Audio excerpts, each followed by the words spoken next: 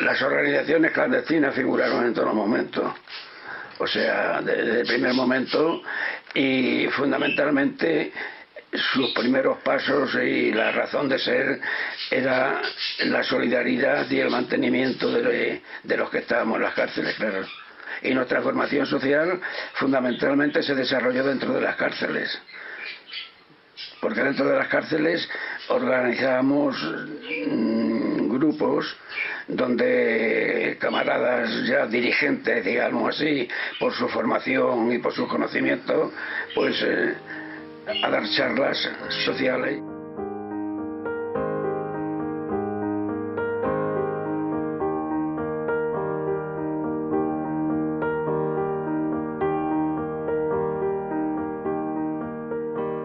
Había, en primer lugar, la ley de contrato de trabajo, que era del año 44, era puramente franquista, nada más a pocos años de terminar la guerra civil, que era una ley con bastantes garantías individuales, es decir, una ley que no reconocía la libertad sindical, que no reconocía el derecho de huelga, que no reconocía muchas cosas, era una ley claramente autoritaria, claramente franquista, de un régimen sin libertades, pero que a efectos de la protección desde la ley del trabajador individual era bastante interesante.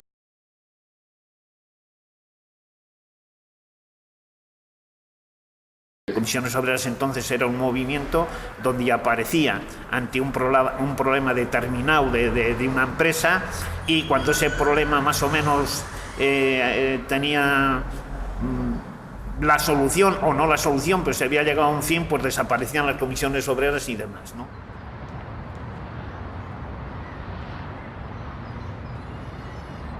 El nacimiento efectivo del movimiento obrero en Castilla y León fue en la localidad leonesa de Villablino, concretamente en el sector minero. Las comisiones obreras nacieron en La Camocha. Como decía antes, nacieron en La Camocha como podía haber sido aquí, porque fue un enlace contacto. Como estamos tan cerca de Asturias y Asturias de nosotros, pues efectivamente no teníamos problemas, rápido nos comunicábamos. Y sabía, cuando había huelgas en Asturias, había aquí también, y sabía aquí, había ahí también. Benjamín Rubio vino para aquí, pues yo supongo que en el 50 y tantos. José Ramón sabe más de eso que yo, pero es porque es el fundador, no solo en Villablino, de las comisiones obreras, sino en León. Aquí, efectivamente, cuando empezaron las comisiones obreras, que fue en el 62, prácticamente dirigida en aquel momento por Benjamín y Ramiro Pol. El compañero ese que ya entramos en contacto con el partido, y entonces dice, vamos a reunirnos en tal sitio, era un campo. Y entonces cuando yo fui, ya había otros dos compañeros, que supongo que uno era de la zona de Ponferrada y otro era de Villablino, y yo por León. No éramos más gente. Y ya, igual fue en el 61, 62, cuando ya se hablaba de que había las comisiones obreras, entonces hablamos de organizar las comisiones obreras en León. En el año 62 ya se habían celebrado las primeras huelgas en la minería asturiana y en León, en la cuenca de la Ciana, y en el 63, y bueno, fue a partir de esa fecha cuando se empezaron a echar a andar las comisiones obreras en Renfe. Esas primeras huelgas del año 1962 tuvieron una curiosa consecuencia en la provincia de Soria. Según relató en su momento el histórico Mónico Vicente Garrido, así llegamos al año 62, en el que se producen las huelgas de los mineros asturianos de la primavera y verano, por lo que el gobierno de Franco destierra a 300, repartiéndolos por las zonas más deprimidas del país. A Soria mandaron 14. La mayoría encontraron trabajo en la construcción y casi todos encontraron patrona en el barrio donde yo vivo. Entre nosotros encontraron compañerismo, como ellos decían, y también solidaridad. También desde entonces en Soria empezó a circular la propaganda de las comisiones obreras. Poco a poco el movimiento obrero se fue extendiendo por toda la región con la creación de las comisiones obreras, a diferente ritmo y con diferente intensidad, dependiendo de las distintas provincias y sus características económicas y laborales. A partir del año 66 lo que ocurre es que se empiezan estas comisiones obreras empiezan de alguna forma a tener relación entre sí y se empieza a ver un movimiento prácticamente estable. Entonces aquí, por mediación de Benedicto de Blas, como decía antes, se empieza a reorganizar o a organizar todo el sistema de comisiones, fundamentalmente a través, en los primeros pasos en Valladolid, es a través de la iglesia de San Pablo, del Padre Carmelo. Además de eso, de elegirme secretario general, ayudé a organizar de arte gráficas, el Renfe con Juanjo, el de Renfe, y organicé todas las cuestiones de los jóvenes de los barrios, en fin, toda esa trayectoria de organizar las comisiones obreras ya más construidas en Valladolid. Más o menos a partir del año 70, junto con algunos compañeros como Leandro Alzaga, Antonio Marín, mi hermana Raquel, Julián Camarero, Gregorio Santamaría, un grupo de en torno a 12, 15 personas. Podríamos decir que fuimos los fundadores de las comisiones obreras de Burgos. Cuando estaba en el Partido del Trabajo, bueno, pues había que sacar cosas adelante y el partido nos pidió a una serie de gente que dejáramos los estudios y que nos pusiéramos a trabajar porque había que impulsar comisiones obreras. Y entonces lo hicimos, sin pensar en que el futuro pues, iba a ser de otra manera si dábamos ese paso, sino que eso era entonces pues, un compromiso personal. Otros dos y yo, de aquí, dieron un cursillo en Osorno, de 4 días, estando todavía en la clandestinidad. Y fuimos a ese cursillo y ya nos fueron preparando para el día que se legalizaba comisiones, pues ya saltar a la palestra. En Salamanca ya no digo en Ávila o en Zamora o en Soria, ¿no? Es decir, la capacidad no era como la de Valladolid, ni muchísimo menos, ¿no? Y por supuesto, a años luz de la que tienen ahora los sindicatos en estas provincias, ¿no? Cuando empezó la cosa de jaleo de lo de Marcelino en Madrid, cuando estuvo detenido y toda la gente empezó el proceso Miluno. El proceso Miluno, y entonces pues la gente pues ahí empezamos ya a reunirnos. Y cuando llegó aquí, en el otoño del 75, se me encarga que reorganice el PC, que había camaradas y por ahí aislados, y naturalmente también el sindicato. Era una de las cosas fundamentales, ¿no? Cuando empezamos un poco en Salamanca, irnos juntando unos con otros, pues es cuando se da pie, desde una cierta organización, ya, a lo que se llamó entonces la Coordinadora Provincial de Comisiones Obreras de Salamanca. Eso se va plasmando a finales del año 75-76, ya después de la muerte de Franco, y es el camino, ahí es como se empezó a recorrer ese camino. La constitución de comisiones obreras en Segovia fue el 29 de junio de 1976, unos días antes de la Asamblea de Barcelona, que fue ya en el mes de julio. Y lo constituimos pues una serie de gente pues vinculadas pues a sanidad, a seguros, a banca y a la poca industria que había en Segovia, concretamente la factoría FEMSA y Vicasa y poco más. Pero cuando realmente fuimos a la Asamblea de Cataluña, que yo fui a la Asamblea de Cataluña, yo participé en aquella asamblea, que era el año 76, fue cuando realmente empezamos de alguna manera ya a contactar con compañeros en diferentes empresas y ya teníamos montado una mínima estructura de las comisiones obreras. Entre Poli, una compañera que se llamaba Encarna Ogando, que trabajaba en la Seguridad Social, y yo fundamentalmente.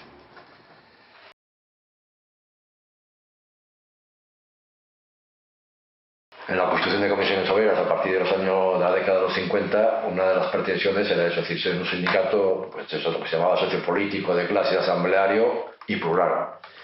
Plural, que donde se pretendía que pudiera tener cabida cualquier trabajador con independencia de su ideología. Comisiones Obreras, en este caso, que era un sindicato participativo, abierto a todas las tendencias e ideologías que existían en aquel tiempo, que había mucha gente de muchos partidos, pero Comisiones Obreras aglutinaba a todos ellos, y era bueno y era enriquecedor que existieran diversas opiniones, de conceptos de organización del sindicato. en el año, si mal no recuerdo, 60 y tantos, bueno, pues en Comisiones Obreras, que era un movimiento, digamos, amplio y todo esto, pues ahí participábamos un poco pues, de distintas ideologías, desde el sector mayoritario, que era el PC, pasando por compañeros que estaban en el PT, el Partido del Trabajo, de la ORT, del movimiento comunista, e incluso pues había gente que era de la Liga. La convivencia ha sido buena siempre, es decir, no solo con grupos políticos, sino con grupos ciudadanos o de otro origen, por ejemplo, con gente de organizaciones de orientación cristiana, como la OAC, como la JOC. Toda la gente del MC provenía de la JOC, ¿eh? Lo que pasa es que unos se fundaron la MC y se metieron en comisiones y otros fundaron la USO, los que venían de la JOC y de la OAC. Entonces ellos tienen su estructura de la JOC, como otros que hay en Comisiones Obreras, ¿no? Que tienen partidos políticos o militantes de partidos políticos, otra serie de organizaciones, pero claro, en el ámbito laboral, es decir, todo es, digamos, Comisiones Obreras, ¿no? Como había mucha gente que provenía de distintos movimientos y de distintos partidos políticos, pues se hacía a veces muy tensas estas discusiones y yo creo que quemábamos demasiado tiempo en ellas más que en lo que era estrictamente el sindicalismo y en volcar todas nuestras fuerzas, que tampoco eran muchas, porque tampoco éramos tantos, pero que en volcar nuestras fuerzas en llevar a cabo acciones sindicales que dieran mejores resultados. También recuerdo como algo que no me gusta es los enfrentamientos que teníamos entre la gente, como ocurre ahora, ¿no? La gente de diversos partidos políticos, con el MC, en vez de potenciar de alguna forma el trabajo en conjunto, parece que siempre estábamos, bueno, si la consigna de uno era esto, había que pisarla y otra, ¿no? Y bueno, eso sí que lo recuerdo con bastante desagrado. En las reuniones que hacíamos hablábamos de todo menos sindicatos, reuniones de 12 o 14 horas, en la Liga Comunista, el Movimiento Comunista, los otros, era un maremángum aquello, pero horas y horas discutiendo. Hasta que por primera vez oí a Marcelino que decía que había que sindicalizar el sindicato, Éramos excesivamente eufóricos, excesivamente categóricos y muy sectarios todos. Yo creo que todos, de todas las... Era fruto de que procedíamos de una dictadura y estábamos poco capeados en debates democráticos. Lo que estábamos haciendo era entrenándonos en la dialéctica, en la argumentación, en saber expresar con claridad y precisión lo que pensábamos. Y en vez de ir a una academia de retórica, que entonces ni podíamos pagarla, ni existía yo creo, porque como no había democracia, el único que tenía que hablar era el que estaba en el pardo, los demás todos a obedecer, pues esas interminables e inútiles discusiones respecto al contenido eran muy útiles respecto al desarrollo de una habilidad. La argumentación, el saberse expresar con cualidad, con orden, en fin, es verdad.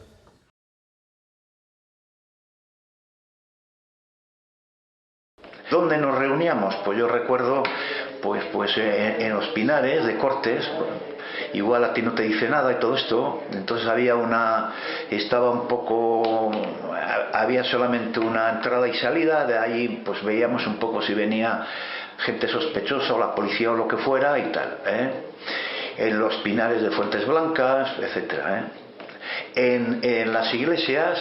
Las reuniones que teníamos en un antiguo sanatorio de tuberculosos que estaba en ruinas en Fuentes Blancas, que bueno, pues allí nos reuníamos absolutamente de todos los partidos, impulsando el movimiento de comisiones obreras. Y eran unas reuniones en las que ibas con muchísimo miedo, porque lo hacías en el campo, la policía, yo estoy segura de que la policía tenía que conocer absolutamente todo eso, porque a pesar de lo clandestinos, entre comillas, que éramos, pues ellos tampoco eran tontos, ¿no? Entonces había veces que teníamos que salir corriendo simplemente porque oíamos algo y brum, estábamos asustados, ¿no? Yo me acuerdo que para algunas reuniones cogíamos 3 autobuses, diferentes sitios, ibas cambiando de autobús, luego ibas a una cafetería, salías por otra puerta. Eran unas cosas rarísimas. Y en el Pinar de Antequera y en la Fuente del Sol íbamos a jugar al fútbol. Lo que pasa es que la policía o consentía mucho, era muy torpe, porque no podía haber partidos de 50 personas. Y es que íbamos 50, entonces 50 con un balón, llegabas ahí a la Puente del Sol, dejabas el balón a un lado y en las mesas que había alrededor de las hojas, yo me acuerdo sobre todo en otoño, alrededor de las hojas, pues ahí teníamos las reuniones, y en el Pinar igual, pero eran partidos de 30 contra 30, o sea que algo no cuadraba y sin embargo salía muy bien. Nosotros nos solíamos reunir,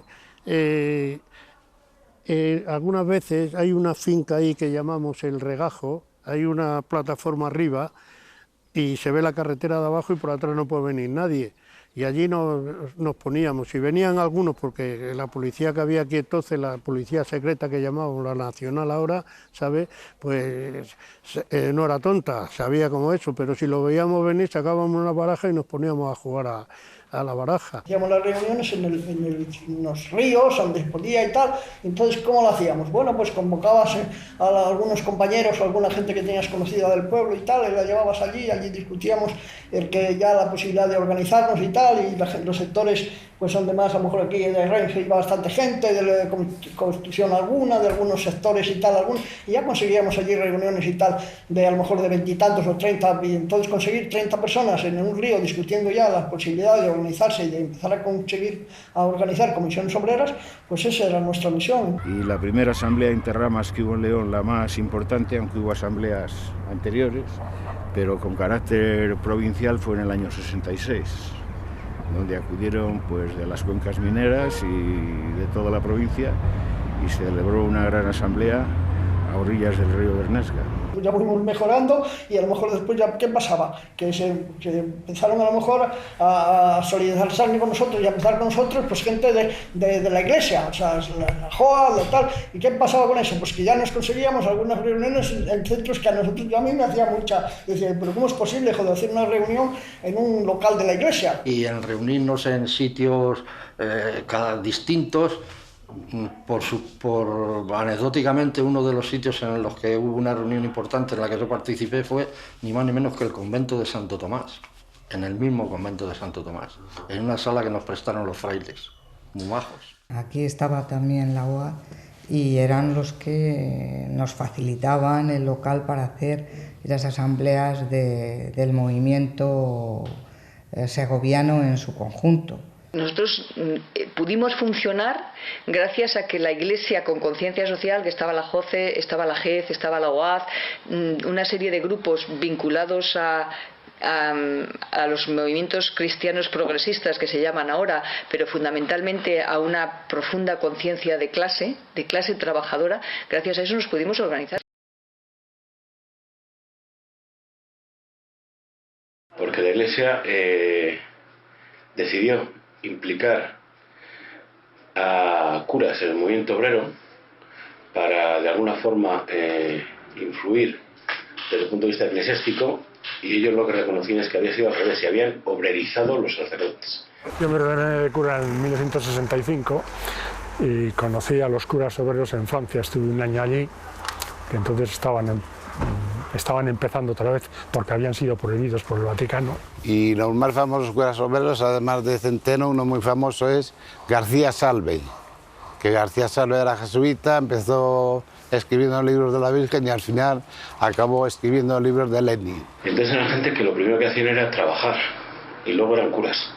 Entonces era gente que se ganaban todo el respeto. Empecé de cura obrero aquí en Las Delicias, empecé a trabajar en la construcción, y los curas obreros provienen sobre todo de Francia y de esa parte, y aquí nosotros teníamos una comunidad de dominicos, que éramos 3 o 4, que vivíamos aquí mismo en la calle Hornija, y estaba la comunidad de curas obreros. Y la vinculación con comisiones obreras fue porque en la JOC, que eran los movimientos estos cristianos que se llamaban estudiantes, obreros, los hombres, mujeres, etcétera, pues aquellos movimientos tenían la especialidad de que trataban de unir la vida religiosa, la vida de fe, con la vida diaria, que tenía que ser conforme a la justicia, la paz, los derechos humanos. Un sector de la Iglesia, los curas obreros, ponían su infraestructura pues al servicio de lo que estaban haciendo en aquel momento de comisiones obreras, ¿no? Fue aquí uno de los puntos claves de Valladolid donde se fraguó el movimiento obrero y el movimiento vecinal. Yo me salí, escribía al provincial que me salía y me salía por dos razones. Por amor, pues estaba enamorado de una de comisiones, y por política.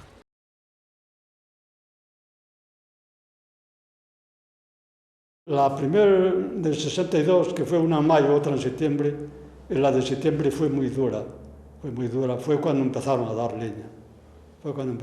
leña, y efectivamente fue difícil. En el año 67 hay un expediente de regulación donde quieren echar a 400 compañeros, ¿no? Este expediente ya se lucha bastante abiertamente, ¿no?, en contra de él. Pero ya se sacó algo de aquella. Ya de aquella ya se sacó un algo para poder demostrar a los trabajadores que efectivamente sin luchas no se conseguía nada, que luchando siempre se conseguía algo. El acuerdo de la negociación fue que los 400 iban a hacer cursos de formación, pero la negociación consistió que cuando terminasen los 6 meses de hacer los cursos volvían a integrarse, ¿no? Las primeras movilizaciones de Burgos fue en torno al Convenio Provincial de Metal. Era el convenio que aglutinaba al mayor número de trabajadores y también, pues, motivado por eso, también, pues, donde estábamos, por decirlo de alguna forma, los elementos más significativos de la lucha obrera.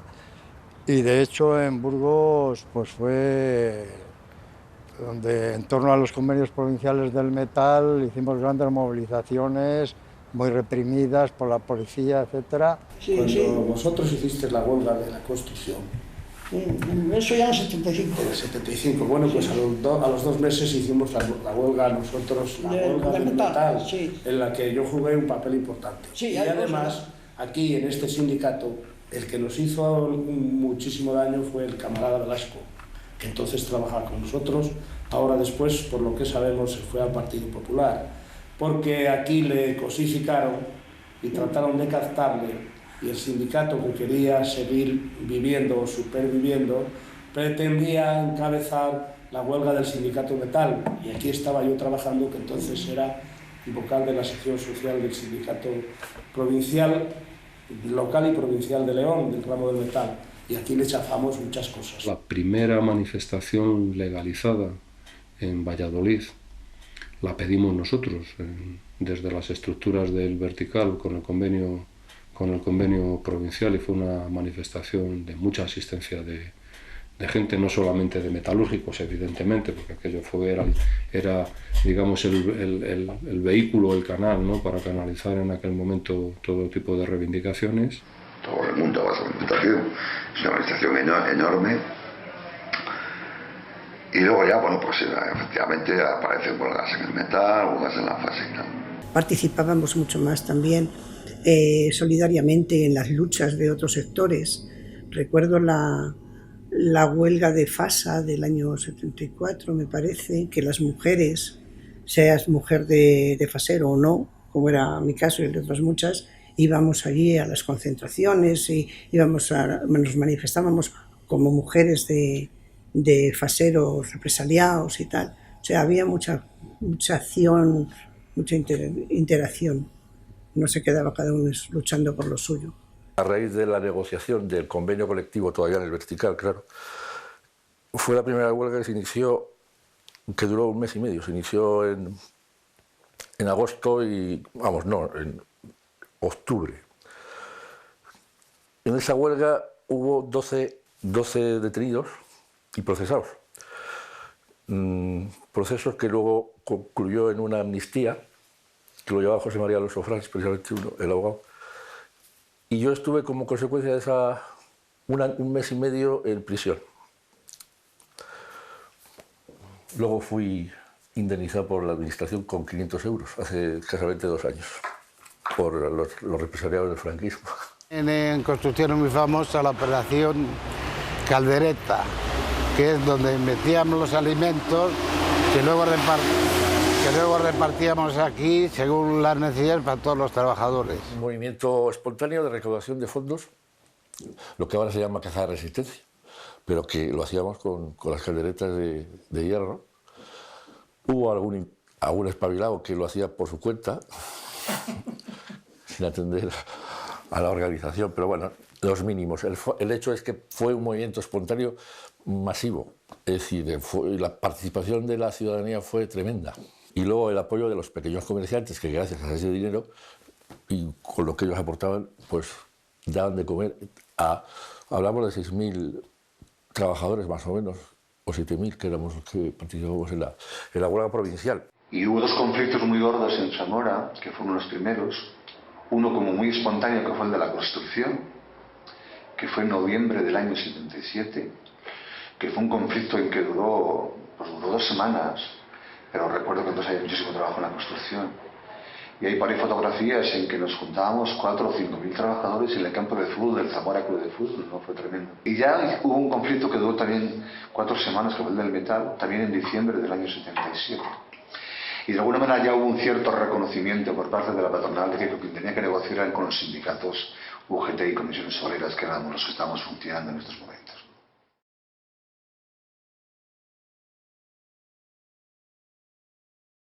La información se pasaba tirando octavillas por la calle. Repartir hojas que no tanto se repartían, sino que que en sitios determinados donde más influencia de gente había se tiraban, y todo esto aparecía la policía secreta. Lo llamaban vietnamita porque lo utilizaron en la guerra de Vietnam, por eso se llamaba así. Es una imprenta manual, es 2 tablas con un arco que se ponía el cliché. Sí, se ponía el cliché y con un rodillo se pasaba por la tinta por el cliché y quedaba impreso en la... Y esa era la operación de cortarlos en cuartillas. Como tampoco teníamos guillotina, lo hacíamos poniendo una especie de regla y tirando el papel. Entonces eso, cuando lo hacíamos, que era por la noche, porque todos trabajábamos, había un soniquete. Digo esto porque se da la circunstancia de que más tarde, cuando detengan a 10 o 12 de comisiones obreras y del PC en el año 77, pues vamos a comprobar, yo comprobé con estupor que quien nos estaba deteniendo, o a mi gente, era el vecino de encima de mi casa, era el que estaba escuchando cuando hacíamos octavillas, que sabía él perfectamente que el día siguiente habría octavillas, ¿no? En Fuentesblancas, en una tienda de campaña, en invierno que hacía un frío, y toda la noche ahí tirando las hojas a vietnamita. Fijaros que la clandestinidad que podríamos tener, que si pasa para allí la policía y dice, ¿qué hace ahí una tienda de campaña? Nos pillaba allí como a chinos, si nos hubiésemos jugado pues algunos años de cárcel probablemente, y el puesto de trabajo seguro también. Aquí teníamos, no sé si lo he hecho, la multicopista, que sacábamos panfletos para todos los partidos, para el PSOE, para UGT, para todos. Y eso nos pasábamos noches enteras aquí en la multi sacando panfletos. Recuerdo que en la huelga de la construcción, un piquete de peligrosas chicas, éramos como 5 o 6, a las 4 de la mañana tirando panfletos, muertas de miedo, porque estaban en huelga, pero teníamos que panfletear la Huerta del Rey, que entonces estaba haciendo toda la Huerta del Rey, y teníamos un miedo terrible, los perros ladrando, y con la cosa de decir, ¿qué hacen estas 4 piradas aquí? Que decimos como nos pillen, ¿no? Porque claro, a ver con qué se justificaba aquel tema. En Miranda tirábamos hojas una vez, con los compañeros de Miranda, fui yo también, por convenio del metal, y subimos a la azotea de un eso, las poníamos en un cucurucho con una especie de petardito, le incendiábamos una mecha, la mecha tardaba, no lo sé, a lo mejor 3 minutos, lo incendiábamos, nos bajábamos a la calle, la mecha se encendía, explosionaba, tiraba el cucurucho y todas las hojas caían así. Iban cayendo como... Y nosotros estábamos ya en la calle esperándolas. Cuando yo estaba de noche bajábamos a las 6 de la mañana y tirábamos panfletos, para que la gente que entraba a las 8 o así los viera. Pero claro, detrás de nosotros a las 7 venían las limpiadoras. Y las limpiadoras quitaban todo, y cuando llegaba el personal ya no había prácticamente panfletos, ¿no? Y tampoco podíamos ir más tarde, pues porque no había tiempo material, ¿no? Entonces, me acuerdo de cosas así que luego cuando las pensaba decíamos, la verdad es que nos jugábamos el tiempo por cosas muy tontas, ¿no? Éramos unos ingenuos, en cierta manera.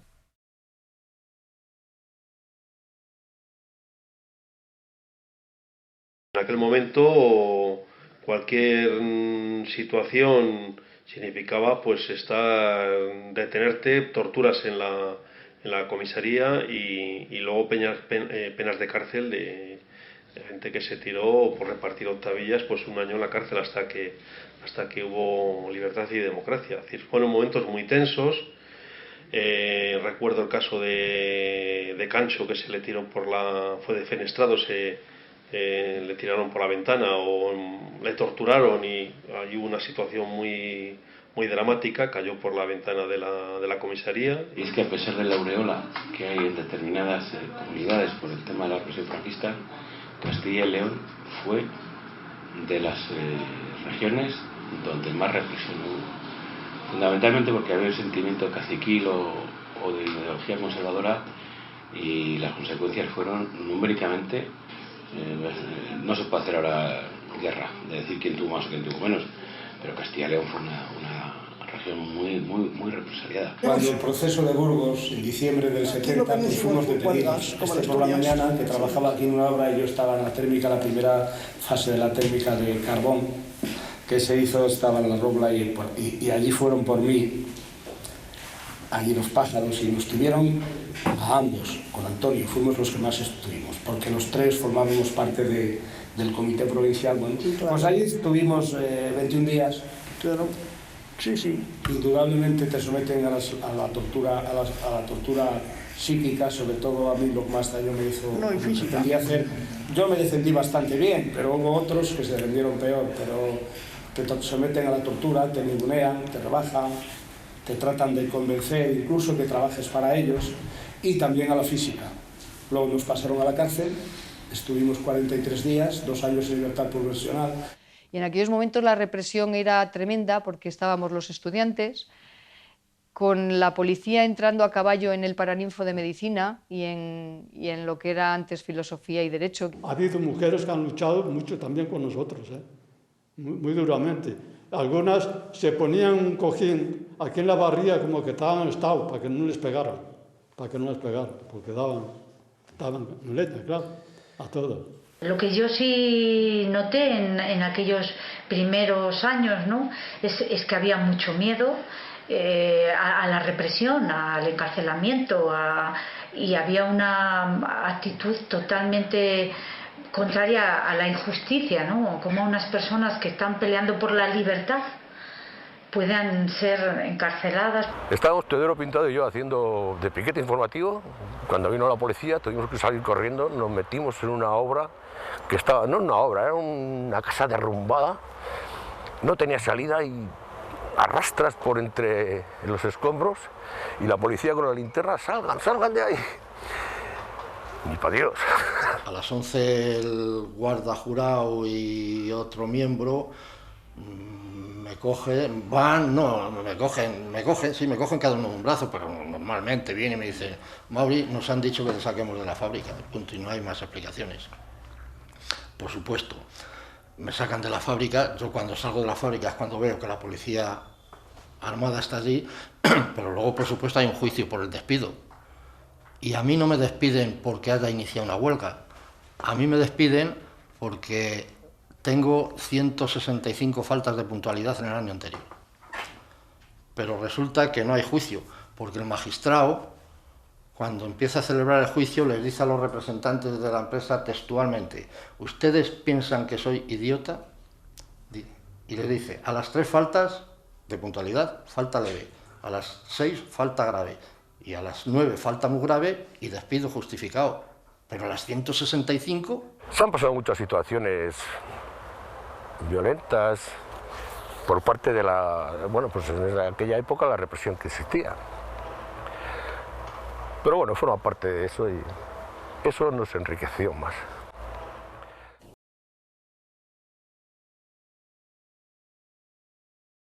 Los primeros abogados que se empieza a poner al servicio del mundo del trabajo, como fue Alonso Fran y Terradillos, ¿no?, aquí en la calle Ruiz Hernández. Jugaron un papel muy importante, ¿no? Colaboré en un despacho entonces que fue el original de Comisiones Obreras, que era el despacho de un abogado laboralista entonces muy conocido que se llamó José María Alonso Frans. Alonso Fran se mató viniendo de un mitin aquí en Mansilla de las Mulas y tal, pero fue una persona para descubrirse, ¿no? Porque además es curioso que defendían a todos, a gente de la CNT, de la UGT, de comisiones, demás. Él era del PC, Alonso Fran, pero vamos, defendían a todo Dios, ¿no? La abogacía pues era también uno de estos elementos que tenía preponderancia, no solo porque se entendía, no el laboralismo a lo mejor como hoy se entiende, sino que eran despachos o eran abogados que de alguna manera intentaban también influir e intervenir en los aspectos políticos, la defensa ante el Tribunal de Orden Público, las detenciones por participación en manifestaciones, todo este tipo de asistencias las hacían las mismas personas, o sea que eran en general abogados laboralistas en general.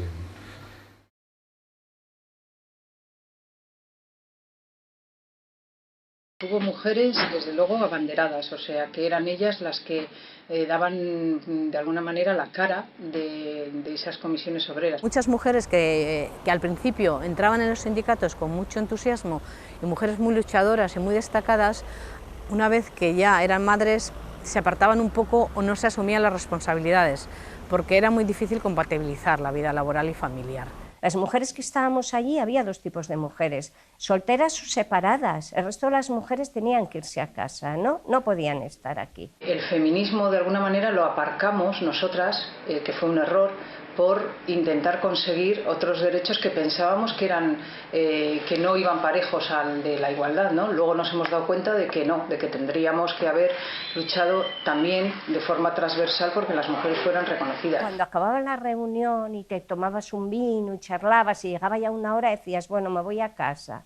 Y siempre te salía el compañero gracioso, machista, él, que te decía, va, mujer, parece mentira, qué poco liberada estás. Quédate, ¿no? Y ya le preguntabas, oye, ¿tú estás casado, no? Sí.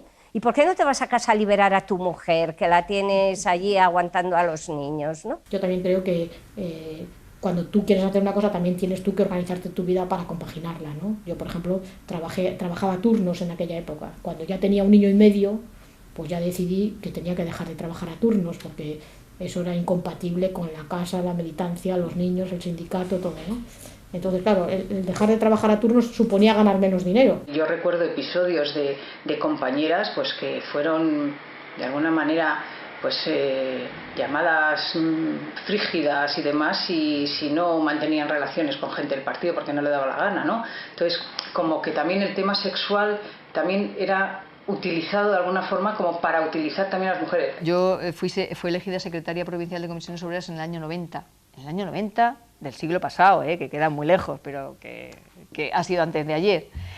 Y fui la segunda mujer con responsabilidades orgánicas en estructura de territorio en comisiones obreras. Lo que quiere decir que hasta esa época, pues la trayectoria de las mujeres en el sindicato era ganada a pulso. Quienes llevaban la batuta, como ahora, son los hombres. Eran los hombres también. Lo de la participación proporcional, es decir, de que se pueda formar parte de los órganos de dirección en proporción al número de afiliadas, es decir, que haya cuotas para que forzosamente nos obliguemos a que haya mujeres, porque si no es que resulta que no llegamos porque somos todas tontas, pues para que llegásemos a las cuotas hubo que esperar al Congreso del año 2004.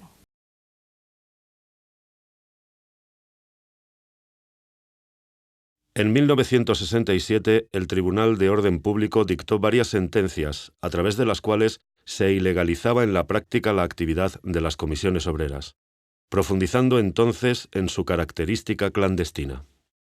A partir de ahí, pues indudablemente todavía estábamos más en la clandestinidad que estuvimos esos pocos años. El 24 de junio de 1972 fueron detenidos los máximos dirigentes de comisiones obreras, entre ellos Marcelino Camacho, Soriano, y Luis Fernández Costilla, de Valladolid. Yo, por ejemplo, el día del 2001 fui con Luis Fernández Costilla, fui con él a Madrid ese día. Porque él iba a Madrid a la reunión esta, que yo no sabía a qué reunión iba, yo sabía que iba a una reunión, y yo iba a asuntos personales y tal y cual, ¿no? Y fui con él a Madrid. Fui con él a Madrid, tal, aquí nos despedimos y tal. La verdad es que luego cuando me enteré que habían caído y tal, fue un flash súper así, ¿no? Porque dices, qué putada, ¿no? Cuando dieron el proceso 2001 fue terrible, ¿no? O sea, de miedo, de terror, porque además Alonso Cano, me parece que era el jefe de la Guardia Civil, había dado la orden de la noche de los cuchillos largos, salir a detener a la gente, es decir. Lo vimos con mucha preocupación porque aquello podía suponer un auténtico mazazo para las posibilidades de que el derecho de reunión, el derecho a afiliación, en ese momento lo que estaba en tela de juicio era el derecho de comisiones obreras a ser reconocida, a ser oficializada, tuviera un golpe. Y de hecho, el proceso 2001 intentaron hacer un ejemplo de dureza contra las libertades sindicales. El entrismo, la estrategia del Partido Comunista y de comisiones obreras en aquel momento era entrar en el sindicato vertical y desde dentro denunciar lo que significaba este sindicato vertical, que era un sindicato de corte fascista, donde estaban los empresarios y los trabajadores, que no daba margen a la defensa de los intereses de los trabajadores, y desde ahí destruir y dinamitar el sindicato vertical y defender las ideas de un sindicalismo libre y democrático, ¿no? Como era el de comisiones obreras. Tratamos de organizarnos a través del sindicato vertical. Entramos en el sindicato vertical a formar parte del sindicato como tal para defender desde ahí los intereses de los trabajadores. Comenzamos a organizar aquello y cuando se convocan las elecciones sindicales del Sindicato Nacional en mayo del 75, pues se decide desde la USO, junto con Comisiones Obreras, que es la que lanza el asunto, el presentarse a estas elecciones para intentar tirar el sindicato vertical desde dentro o transformar el sindicato vertical en un sindicato de clase, un sindicato realmente reivindicativo y de los trabajadores. No nos presentábamos todavía en aquel momento como comisiones obreras, pero la gente sabía que desde luego no sabían a ciencia cierta quiénes éramos, pero lo que sí sabían es que no éramos del vertical, ¿no? Y que éramos otra cosa. La preparación de esas elecciones sindicales del año 75, ¿no? Donde absolutamente el 90% de las candidaturas de comisiones obreras son las que ganan, ¿no? En todos los sectores, ¿no? Casi se produce un vuelco en la situación, porque a partir de ahí, digamos que la actividad deja de ser clandestina para pasar a ser legal, ¿no? Es decir, la gente de comisiones obreras son enlaces sindicales. Somos enlaces sindicales, entonces actúas con la legalidad que te da el franquismo y el vertical, que es muy poca, ¿no? Pero es una legalidad, ¿no? El entrismo fue pues una táctica no nueva, ya se utilizó en la guerra de Troya, ¿no? Y entonces lo que hicimos fue entrar en el sindicato vertical y desde dentro conquistarlo. Esto posibilitaba, al ser enlace sindical, pues utilizar la sala, los recursos y además, yo he salido elegido en las listas del sindicato, entonces yo tengo derecho de tal. Entonces fue el principio del fin del sindicato vertical. Y fue una estrategia yo creo que acertada, aunque no todo el mundo la compartiera. El 20 de noviembre de 1975 murió el dictador Francisco Franco. Pues hombre, la muerte física no se la deseamos a nadie, aunque con esta persona la verdad es que fue un alivio para los demócratas, para el movimiento obrero.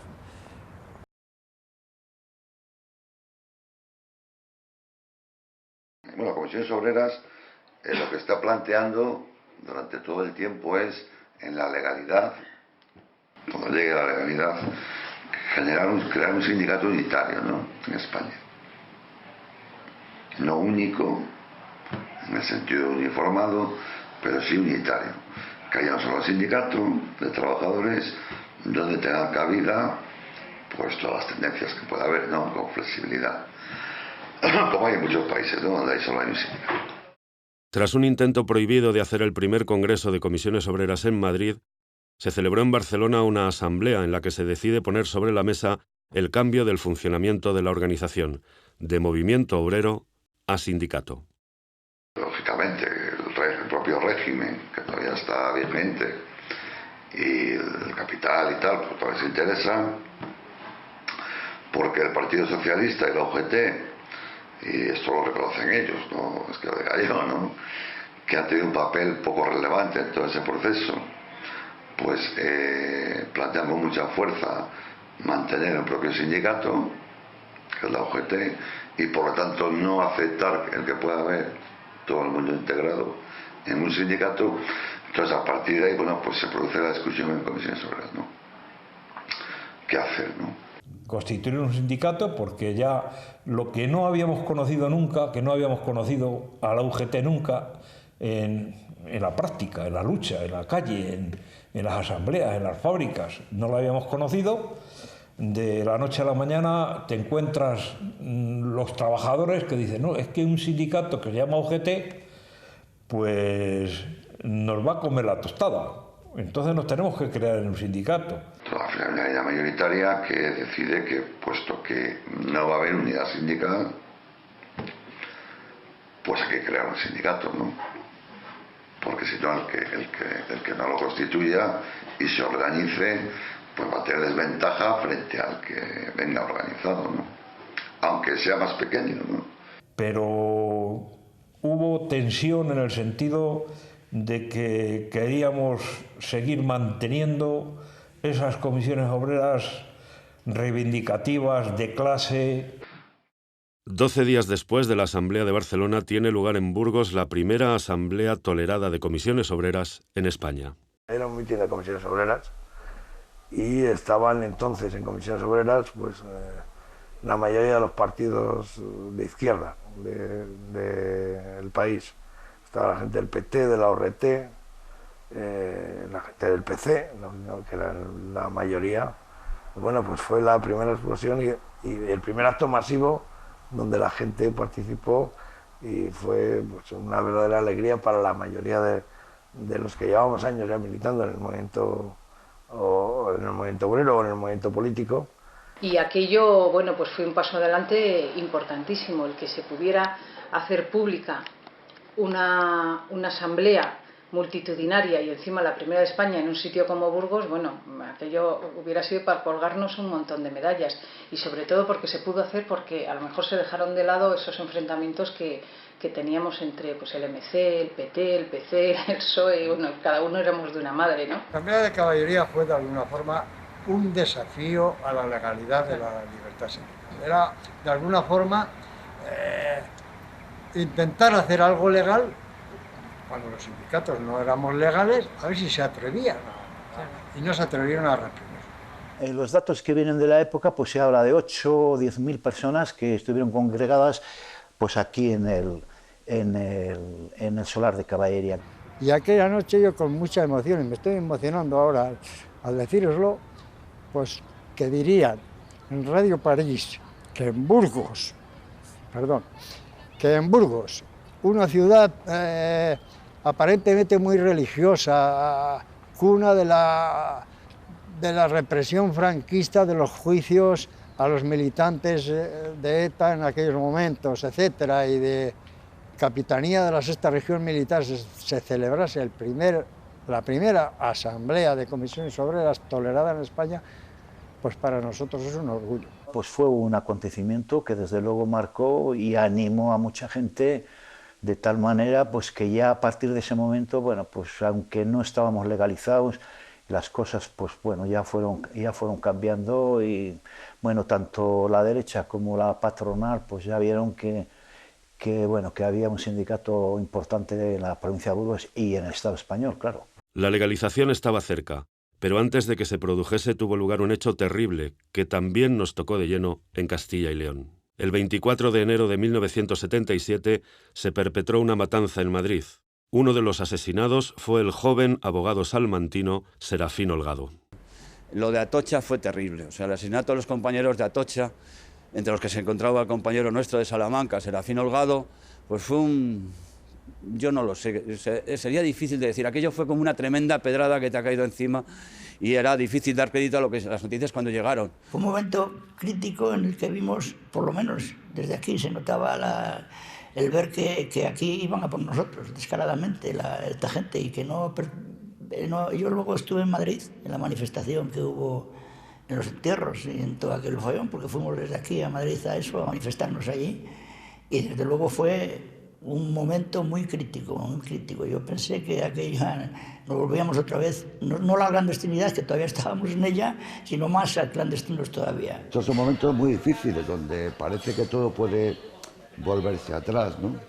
Y donde, a nuestro entender, vuelvo a insistir, el foco se pone, el ataque se pone sobre entornos, ¿no? Laborales, jurídico-laborales y de movilización de los trabajadores, ¿no? Nosotros todos los años, coincidiendo con la fecha, le hacemos un pequeño recuerdo, un homenaje, nos desplazamos al cementerio donde está enterrado y siempre lo recordamos a él y al resto de compañeros que allí estaban. El asesinato de los abogados de Atocha fue un hecho determinante en la historia de la transición española. El sindicato Comisiones Obreras se legalizó 3 meses y 3 días después, el 27 de abril de 1977. Bueno, nosotros en los años ya finales de los 70, bueno, el régimen estaba dando los últimos coletazos y algunos coletazos eran jodidos, pero los que se jugaron de verdad el físico fueron toda la gente esta de los años 60 y 50. Eso sí que tienen mérito, porque eran gente de ideología, de principios, y en fin, esa gente tiene todo el mérito de todo esto que hay aquí.